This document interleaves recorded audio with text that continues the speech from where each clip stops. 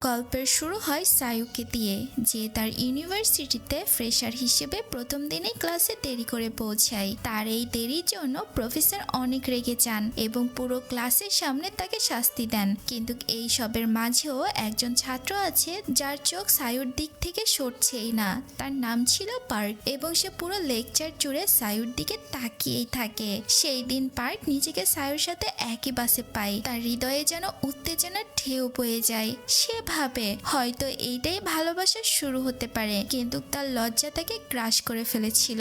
আর যখন সায়ু তাকে তাকিয়ে দেখতে ফেলে, পার্ক লজ্জায় জমে যায়। তার মুখ দিয়ে একটিও শব্দ বের হয় না। তার বিস্ময় আরো বেড়ে যায় যখন সে জানতে পারে যে তাদের বাসার পথই একই ছিল। পার্ক তার পাড়ায় সায়ুর মতো সুন্দর মেয়ে আগে কখনোই দেখেনি। পার্কের বন্ধু নাবুক এসে হাজির হয় এবং তাকে অভিবাদন জানায়। নাবুক পার্কের সম্পূর্ণ বিপরীত ছিল। সে ছিল আত্মবিশ্বাসী, খোলামেলা স্বভাবের একজন মানুষ। সে এসে পার্কের সাথে ঠাট্টা করতে থাকে, যেখানে পার্ক লাজুক, সরল আর খানিকটা অদ্ভুত ধরনের। সেখানে নাবুক গর্ব করে বলে যে পাশে দাঁড়িয়ে থাকা মেয়েটি নাকি তার প্রথম দিকের প্রেমিকাদের একজন ছিল। নাবুকের এই মজা পার্কের সরলতাকে আরো স্পষ্ট করে তোলে। নাবুক পার্কে শুধু আত্মবিশ্বাস বাড়াতে ও নিজের ব্যক্তিগত পরিষ্কার পরিচ্ছন্নর দিকে নজর দিতে বলে, কিন্তু পার্কের কাছে এসব পরামর্শ মানা প্রায় অসম্ভবই মনে হয়। আসলে পার্কের এই সংকোচী স্বভাবের শিকড় তার শৈশব থেকে। তার মা তাকে দায়িত্বশীল ও সতর্ক হয়ে বাঁচতে শিখিয়েছিলেন। সবসময় তিনি মনে করিয়ে দিতেন একজন মানুষের জীবন অত্যন্ত মূল্যবান এবং তাকে কোনোভাবেই অপ্রয়োজনীয় কোনো ঝুঁকি নেওয়া উচিতই হবে না। এই শক্ত শিক্ষা থাকা সত্ত্বেও পার্কের নীতিতে ফাটল ধরতে শুরু করে। একদিন সুন্দর একটি দৃশ্যের ছবি তুলতে গিয়ে তার ক্যামেরায় ভুল করে সায়ুর একটি দারুণ ছবি ধরা পড়ে। অবশেষে তাদের পরিচয় হয়, কিন্তু পার্ক বাস্তবতা লুকিয়ে রহস্যময় এক ব্যক্তিত্ব তৈরি করার চেষ্টা করে। তার এই ভান ভেঙে যায় যখন সায়ু হঠাৎ একটি নির্জন বাড়ির ভেতরে ঢোকার সিদ্ধান্ত নেয়। ভয়ে পার্ক তাকে সতর্ক করে বলে যে বেআইনি ভাবে কারো বাড়ির ভেতরে ঢোকা সঠিক হবে না। সে বাড়িটা ভয়ঙ্কর ভাবে শান্ত ছিল। সায়ুর উদ্দেশ্য বুঝতে না পেরে তাকে থামানোর জন্য পার্ক একটি মিথ্যা গল্প বানিয়ে বলে এই বাড়িতে নাকি অনেক খুন হয়েছিল। কিন্তু ভয় পাওয়ার বদলে সায়ু এমন একটি জবাব দেয় যা পার্ককে হতবাক করিয়ে দেয়। সে বলে যদি এই জায়গার অতীত অন্ধকার হয়, সে সেটাকে সৌন্দর্য ও আনন্দের প্রতীকে পরিণত করতে চায়। এটা এমন একটা জায়গা যেটা সুখের স্মৃতিতে ভরে থাকবে। পরের দিন প্রফেসর ছাত্রদের নিজেদের এলাকার বিভিন্ন বিল্ডিং এর ছবি তোলার জন্য দেন। পার্কের জন্য এটা সায়ুর কাছে যাওয়ার একদম সঠিক সুযোগ ছিল।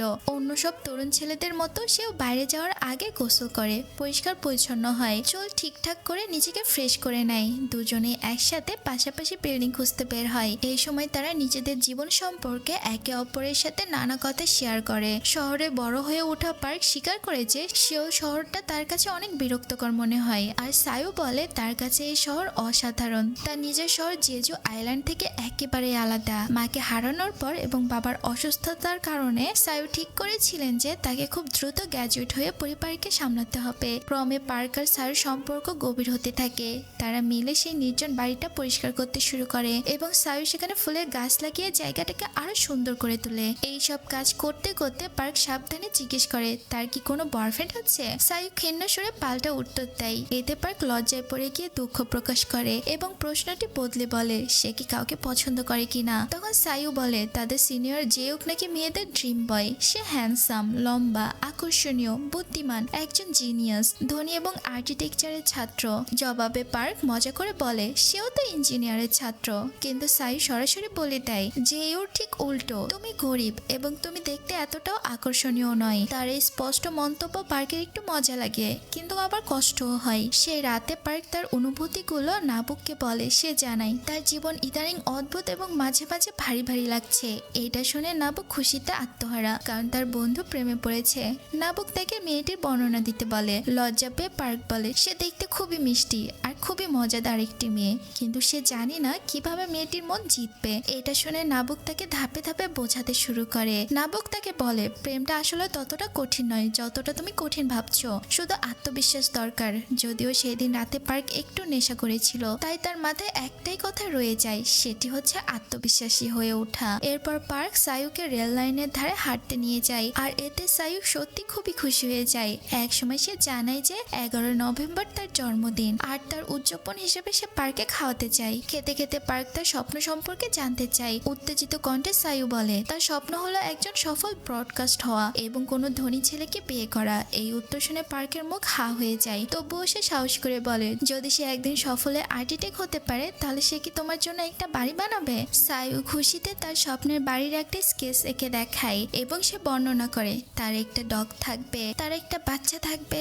যা শুনে পার্ক একটু লজ্জা পাচ্ছিল আর তার খুবই ভালো লাগছিল। সারাদিন একসাথে কাটানোর পর তারা বাড়ি ফেরার সিদ্ধান্ত নেয়। বাস স্ট্যান্ডে বসে থাকার সময় সায়ু হঠাৎ পার্কের কাঁধে মাথা রেখে ঘুমিয়ে পড়ে। এই মুহূর্তে পার্ক তার সৌন্দর্য সম্পূর্ণ হারিয়ে যায়। এর আগে সে কখনোই কোনো মেয়ের এত কাছাকাছি যায়নি। ধীরে ধীরে সে সায়ুর মাথার কাছে চলে আসে এবং সে তাকে একটা চুমু দেয়। পরের দিন অনেক আনন্দের সাথে পার্কের চুমুর কথা নাবুককে গর্ব করে বলে। সে স্বীকার করে এটাই তার প্রথম চুমু ছিল, কিন্তু নাবুক মজা করে জিজ্ঞেস করে ও জিবা কি ছিল নাকি জিবা ছিল না। জবাবে পার্ক জানায় সে সায়ুকে ঘুমন্ত অবস্থায় কিস করেছিল। বিভ্রান্ত হয়ে সে জিজ্ঞেস করে জিহবা কি জরুরি ছিল? আর সে জেগে থাকলে আমি যদি তাকে কিস করতাম তাহলে কি সেটাই সত্যিকারের কিস ধরা হতো? ক্ষুব্ধ হয়ে নাবুক তাকে বোঝায় তুমি যে কিস করেছো সেটা হচ্ছে বন্ধুসুলভ কিস, এর বেশি কিছুই নয়। এরপর নতুন সেমিস্টার শুরু হতেই সায়ু ক্যাম্পাস থেকে ব্রডকাস্ট হওয়ার সুযোগ পায়। সেদিন পার্ক অনেক উৎসাহে তার ব্রডকাস্ট শোনে। পরে যখন সে সায়ুকে বাড়ি পর্যন্ত একসাথে যাওয়ার কথা বলতে যায় তখন জানতে পারে সায়ু ইতিমধ্যে জেউকের সাথে যাওয়ার পরিকল্পনা করে ফেলেছে।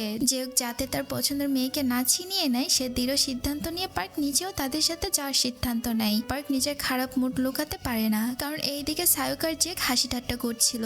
এরপর তার হতাশা আরো বেড়ে যায়। জিজ্ঞেস করে তাদের দুজনের মধ্যে কিছু চলছে কিনা। আর সায়ুক সোজা বলে পার্ক তার সবচেয়ে ভালো বন্ধু। এটা শুনে পার্ক তাড়াতাড়ি বলে সে কখনোই সায়ুর প্রতি অনুভূতি রাখতেই পারে না, কারণ যদি কখনো তারা ডেট করতো তবে সে সায়ুকে অ্যাফোর্ড করতে পারতো না।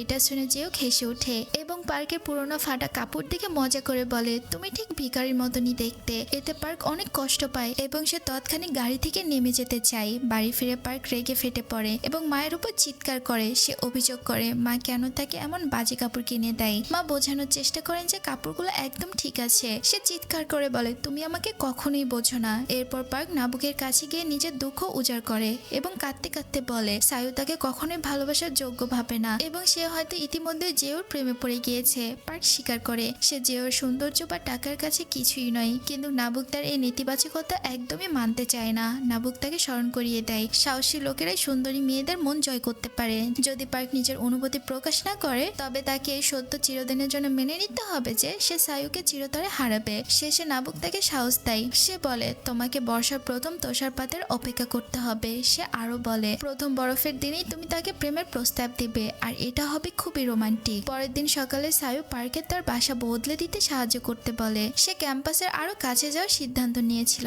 কারণ আগের বাড়ি খুব দূরে ছিল আর নতুন জায়গাটা ছোট হলেও সায়ুর জন্য এটি ছিল নতুন শুরুর মতো। জিনিসপত্র গোছাতে গোছাতে সায়ু পার্কে তার শৈশবের ছবি দেখে এবং বলে তার খুব বাড়ির কথা মনে পড়ে। যদিও সে স্বীকার করে ফিরে যাওয়ার আর কোনো সম্ভাবনা নেই, তাকে সফল হতেই হবে এবং নিজের পরিবারের ভবিষ্যৎ বদলাতেই হবে। তার এই কথাগুলো পার্কের ভেতরে গভীরভাবে নাড়া দেয়। সে বুঝতে পারে যে মেয়েকে সে ভালোবাসে সে শুধু সুন্দরী নয়, অবিশ্বাস্য রকম শান্ত এবং অনুপ্রেরণাদায়কও। যাওয়ার আগে পার্ক সায়ুককে বলে যে দিন প্রথম বরফ পড়বে তারা যেন তাদের পছন্দের জায়গায় সেই নির্জন বাড়িতে দেখা করে। তার কাছে বলার মতো খুব গুরুত্বপূর্ণ কিছু আছে। পরের দিন পার্ক ক্লাসে আসে না। এতে সায়ু চিন্তিত হয়, নিজেকে শান্ত রাখার চেষ্টা করে এবং আশা করে যে পার্ক ঠিক আছে। সেদিন বাড়ি ফেরার সময় হঠাৎ জেউক তাকে থামিয়ে বাইরে যাওয়ার প্রস্তাব দেয়। সায়ু বোঝায় যে সে বেশিক্ষণ থাকতে পারবে না, কারণ পার্ক সারাদিন গায়েব ছিল। জেউক তাকে আশ্বস্ত করে বলে যে পরে তারা একসাথে পার্কে খুঁজে বের করবে। অথচ সায়ুক জানতো না পার্ক ক্লাস ফাঁকি দিয়ে তার আগে স্কেচের ভিত্তিতে তার স্বপ্নের বাড়ির একটি ছোট মডেল বানাতে ব্যস্ত ছিল, যা সে মাত্র কয়েকদিনে শেষ করে ফেলেছে। কিন্তু সেই সন্ধ্যায় জেউক সায়ুকে একটি বাড়ি নিয়ে যায়। সায়ু বারবার পার্কে ফোন করার চেষ্টা করলেও তার ফোনের ব্যাটারি আগেই শেষ হয়ে গিয়েছিল। জেউক সায়ুর উদাসীনতা বুঝতে পেরে তাকে রাতটা উপভোগ করতে উৎসাহ করে। এইদিকে পার্ক অস্থির হয়ে সায়ুকে ফিরে আসার অপেক্ষা করছিল। যখন শেষে সায়ু আসে তার খুশি মুহূর্ত একেবারে ভেঙে চুরমার হয়ে যায়। সায়ু নেশাগ্রস্ত এবং জেউকের ওপর হেলে আছে। জেউক তাকে শক্ত করে ধরেছিল এবং প্রায় তাকে চুমুই খেতে যাচ্ছিল। পার্কের চোখের সামনে জেউক সায়ুকে ধরে তার রুমের দিকে নিয়ে যায় এবং দরজা বন্ধ করে দেয়। ভেতরে শোনা যায় শুধু দমবন্ধ নিঃশ্বাসের শব্দ। পার্ক ঠান্ডা হয়ে যায়, তার হৃদয় ভেঙে গুড়মার হয়ে যায়। সে যা দেখেছিল তা মানতেই পারছিল না। রাগ, কষ্ট, অপমান সব মিলিয়ে সে সেই জায়গা ছেড়ে চলে যায়। জীবনে প্রথমবারের মতো তার জীবনে অন্ধকার নেমে এসেছিল। সে চেয়েছিল সায়ু সায়ু তার জীবন থেকে চিরতরে হারিয়ে যাক। একা একা হাঁটতে হাঁটতে সে শপথ নেয় সে আর কখনোই প্রেম করবে না।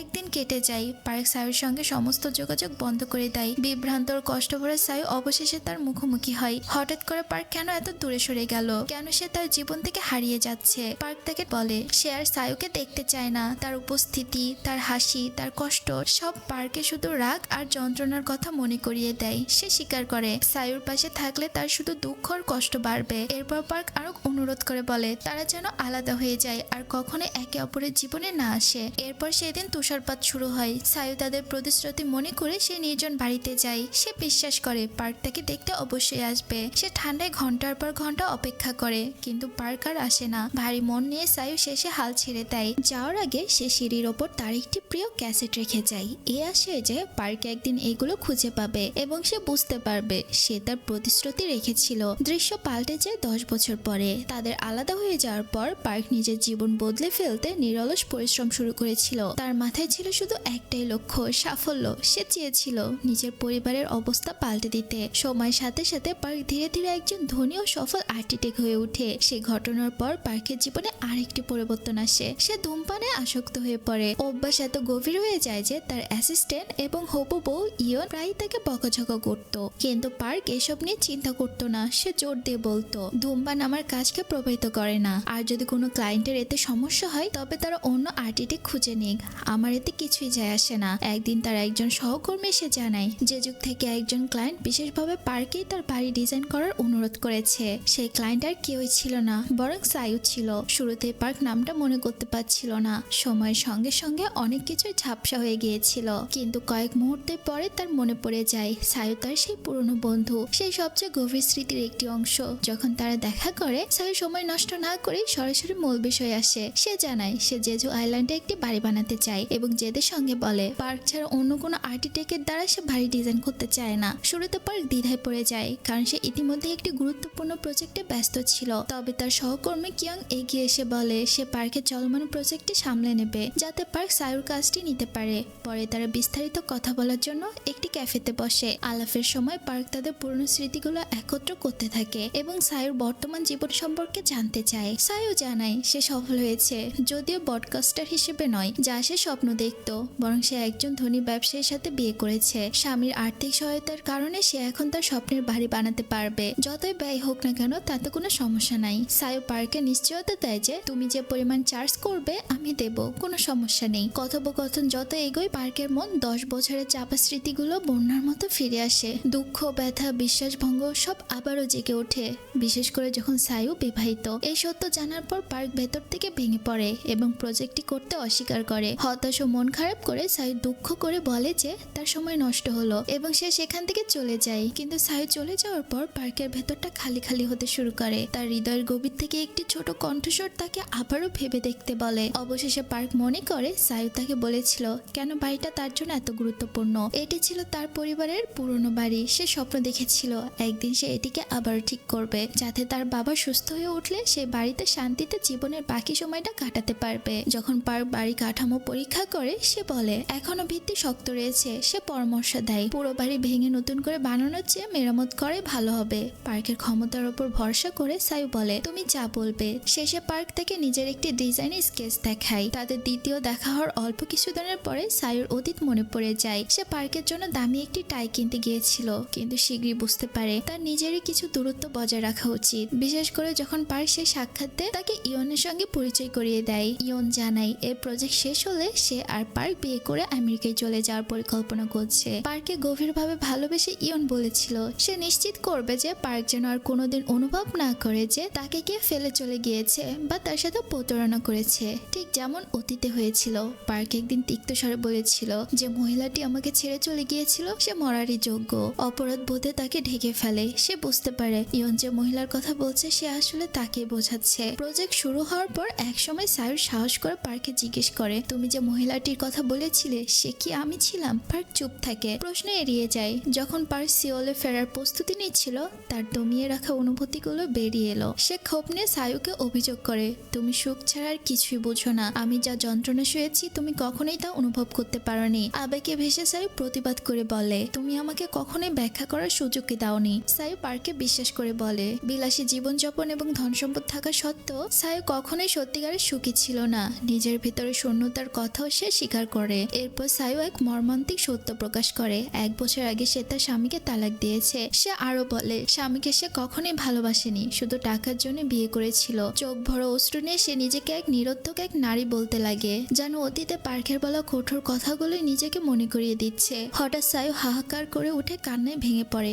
পার্ক ধীরে ধীরে এগিয়ে এসে তাকে জড়িয়ে ধরে, নরম স্বরে তাকে শান্ত হতে বলে এবং আশ্বস্ত করে বলে প্রজেক্ট শেষ না হওয়া পর্যন্ত সে তার পাশেই থাকবে। এক রাতে হাসপাতাল থেকে ফোন আসে, সায়ুর বাবার অবস্থা গুরুতর।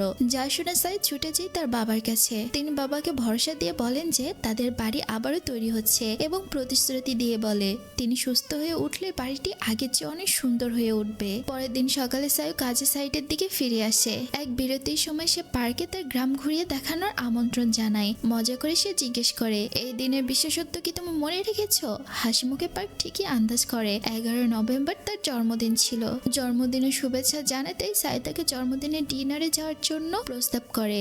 আলোচনার মাঝে সায়ু জিজ্ঞেস করে তারা কি বাড়ির ডিজাইন পরিবর্তন করে একটি পিয়ানো রাখার জায়গা রাখতে পারে। নির্মাণের এই পর্যায়ে এটি করা বেশ কঠিন ছিল, কিন্তু সে জেদ ধরে বলে এটা তার বাবার জন্য। সায়ু জানায় তার বাবা তার পিয়ানো বাজানো শুনতে খুব ভালোবাসতেন। এরপর সে হৃদয় বিদয়ক সত্য বলে তার বাবার হাতে আর বেশি দিন সময় নেই। সব মিলিয়ে বোঝা গেল সায়ু শুধু তার বাবার জন্য একটি বিশেষ মূল্যবান স্মৃতি তৈরি করতে চায়। তবে এই অনুরোধে তীব্র বিরোধিতা করলো ইয়ন। সে যুক্তি দিল এই পর্যায়ে ডাল ভেঙে নতুন করে ডিজাইন করতে গেলে অনেক সময় লাগবে, আর পরের মাসে আমাদের বিয়ে হওয়ার কথা, এটাও আমাদের ডেট পিছিয়ে যেতে পারে। এই সব কিছুর পরেও পার্ক সায়ুর অনুরোধ পূরণ করার সিদ্ধান্তে অটল থাকে। সে বলে আমরা যত তাড়াতাড়ি সম্ভব প্রজেক্টটা শেষ করে দেব।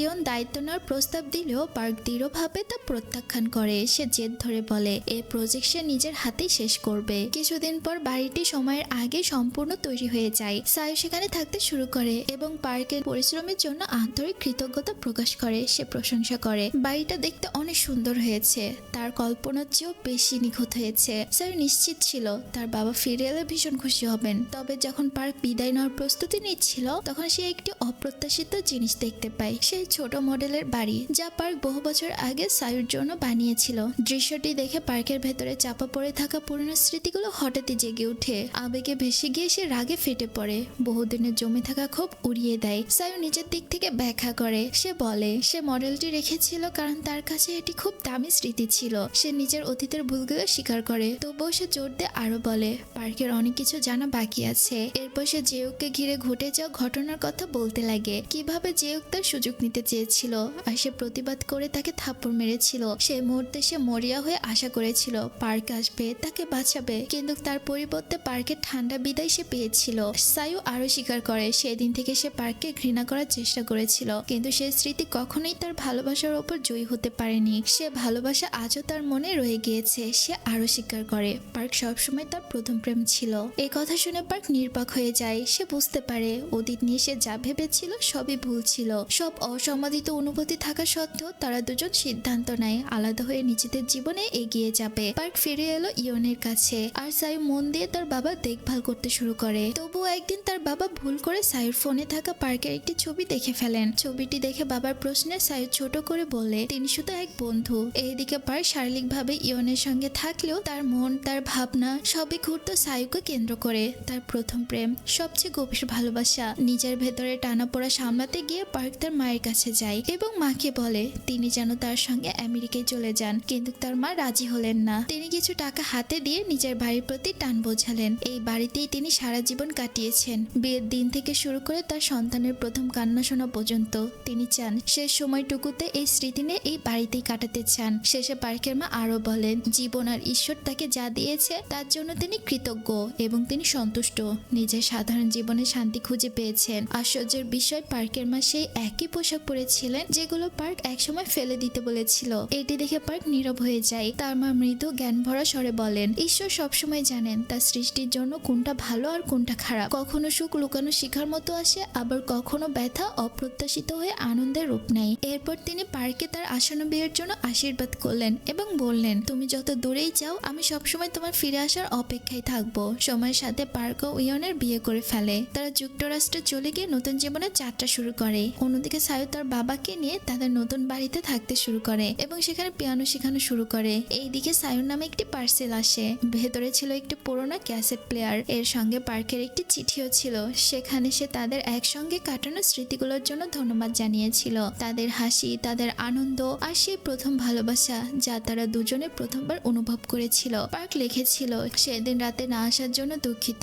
যখন সায়ুর তাকে সবচেয়ে বেশি প্রয়োজন ছিল, সে আরো দুঃখ প্রকাশ করেছিল যে অহংকার ভালোবাসার উপর জয়ী হয়েছিল এবং সবচেয়ে বেশি দুঃখ সে তার অনুভূতি সায়ুর কাছে স্পষ্টভাবে পৌঁছে দিতে পারেনি। চিঠি শেষে সে আরো লিখেছিল, তাদের দুজনের নেওয়া সিদ্ধান্তগুলো সে মেনে নিয়েছে আর সে প্রার্থনা করে তারা দুজনেই যেন নিজেদের বেছে নেওয়া জীবনে এগিয়ে যেতে পারে। আর এভাবেই এই সিনেমাটি এখানেই শেষ হয়ে যায়। তো আমার প্রিয় বন্ধুরা, কেমন লাগলো আজকের এই মুভি এক্সপ্লেনেশন অবশ্যই কমেন্ট বক্সে জানিয়ে দেবেন। আর এরকম ছোটবেলার প্রেমের গল্প এবং এই টাইপের মুভি যদি আপনারা আরো এক্সপ্লেন শুনতে চান তাহলে অবশ্যই আমাকে কমেন্ট বক্সে জানিয়ে দেবেন। তো ভালো থাকবেন, সুস্থ থাকবেন, আবারও কথা হবে নতুন একটি ভিডিওতে। ততক্ষণ পর্যন্ত ভালো থাকবেন। আল্লাহ হাফেজ।